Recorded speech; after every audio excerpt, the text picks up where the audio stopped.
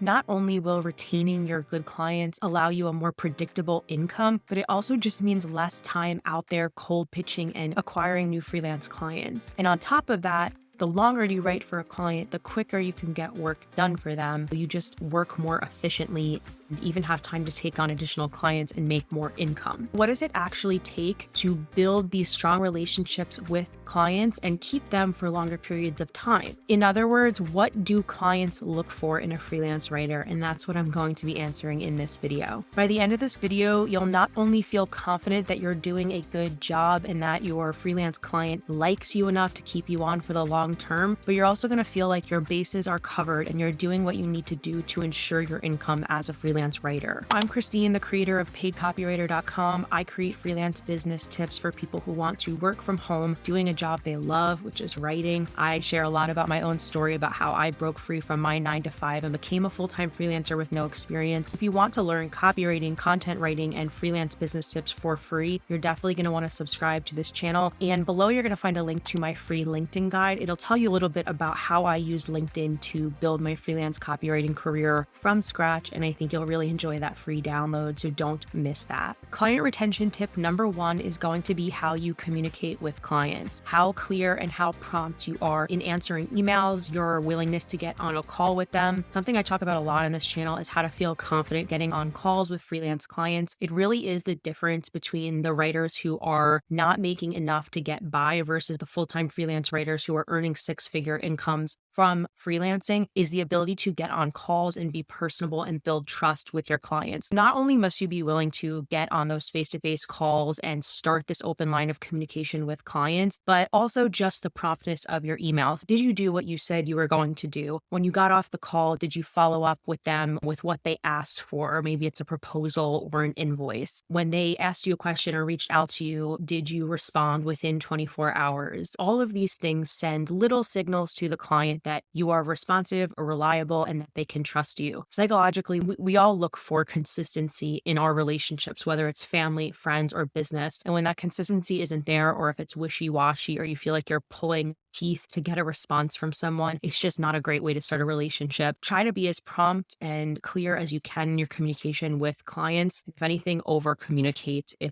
in doubt. In that same vein of doing what you said you're going to do, something you really want to make sure that you do is meet deadlines. This is perhaps one of the most underrated but most important parts of being a freelance writer, is just sending that first draft or those edits when you said you would. That's why whenever I get assigned anything by a client, the first thing we always discuss is, okay, what is the due date? It might take you some time in the beginning to understand how long projects take, and it will feel like guessing in the beginning, but no matter what, even if you have to grind it out and hustle and really hunker down to meet that deadline, I suggest you do it and leave the emergencies for true emergencies, because life is going to happen. And there's genuinely times when something happens with your family or you get sick and you won't be able to meet a deadline, or maybe you just completely overbooked yourself. Whatever the case may be, save those times for true emergencies, and every other time try to meet the deadline. And if you find yourself really harried and frenzied and feeling rushed, then you have to change your approach and how you communicate your deadlines. And you have to push back and ask for a longer turnaround time so that you don't feel like you're going crazy. But just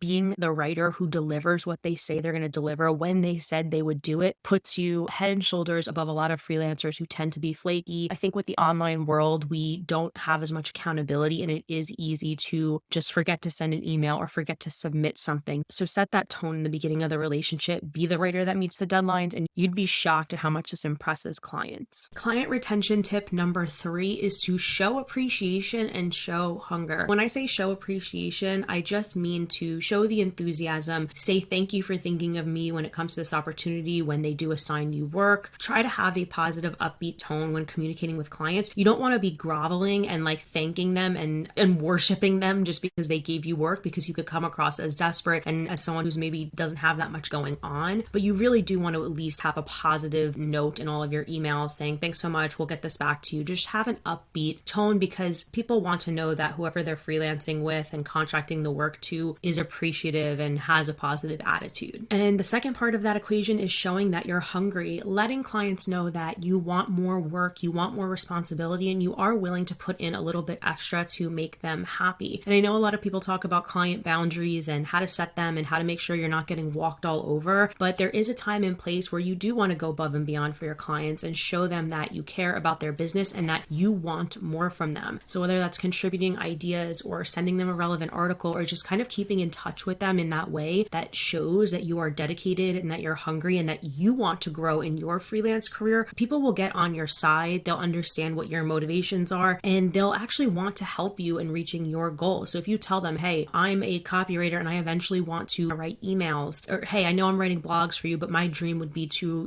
write your emails and take this over. Don't be afraid to let people know about your intentions. It doesn't mean the client's necessarily going to give you what you want, but it's in the back of their mind. So when the opportunity arises, you might be the first person they think of. So comment down below and let me know, what's one thing that you do for your clients that you know that they like? What is a best practice or a tip that you have found that clients appreciate? I would love to hear what other freelancers are doing to go above and beyond to provide value for their clients. Client retention tip number 4 is very similar to the last one about showing that you're hungry, and that is to contribute new ideas and show that you care about the client's goals. The typical freelance writer is just an order taker. You get on a call or you send a few emails back and forth. Yes, I want blog content. Can you write this? That's really putting your career in the most jeopardy, because that is something that anyone can do. But if you're a freelance writer who actually takes the time to understand their overall marketing strategy, even if you're not a marketing expert at this point in time, showing an interest in their overall content strategy will put you light years ahead of other writers. So when you get on a call with client, instead of just talking about content, ask about their other departments. Ask about the demand gen department. Ask what the paid advertising team is doing. Try to find out what's going on in their company as a whole, because your client, whether it is somebody in an enterprise company with like what I work for, or even if it's just the CEO and you work for a creator, they have so much more going on than just that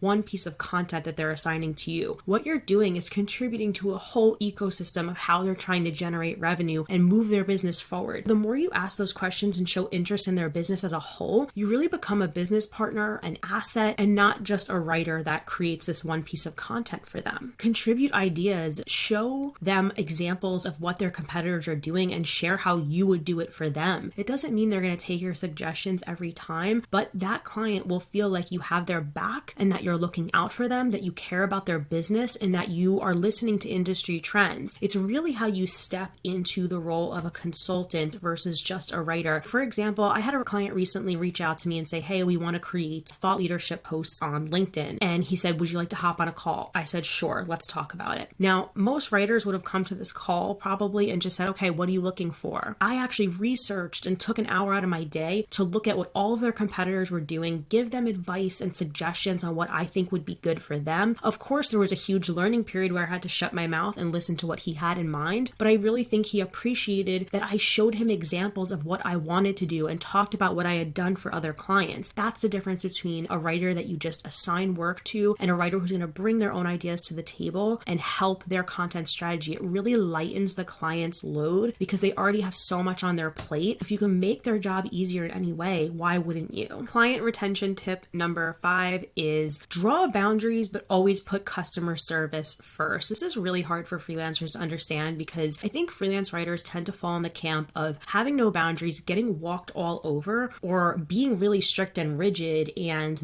not really bending or trying to make the client happy and being really set in their ways and kind of digging their heels in and saying, no, I do not do this, this, and this. I'm very clear with clients about what I expect, what my process is, the type of work I do and do not do, what responsibilities I'll take care of and what I do not take care of. That's having boundaries, is knowing which lines won't be crossed. But there are ways to meet the client halfway, even if it's just having a more friendly tone when they request revisions or ask for a short turnaround time. There's little ways that you can try to show them that, hey, I care about you and I want to honor your request, okay? And the best way to think about this is just put yourself in their shoes and just think about how you would want to be treated as a customer. Anytime I'm dealing with any type of client or customer online, I always think, what would Amazon do? Because I love the experience of buying and returning things on Amazon. I love the experience experience of their customer service. Now, ethically, Amazon is a whole other story. I probably shouldn't be buying as much from them as I do. I probably should support smaller businesses. But what I will say is that they're just so reliable. They are so amenable, and they try to make me happy, and they make me feel like, oh, well, I've been part of Amazon for so long and I've spent so much money with them, and they're going to go out of their way to maybe give me a refund when technically I didn't qualify for one. They're going to help me print out a label when I couldn't, something just little like that, and it goes a long way. And even though Amazon is taking the L in that moment, they might be losing money or whatever,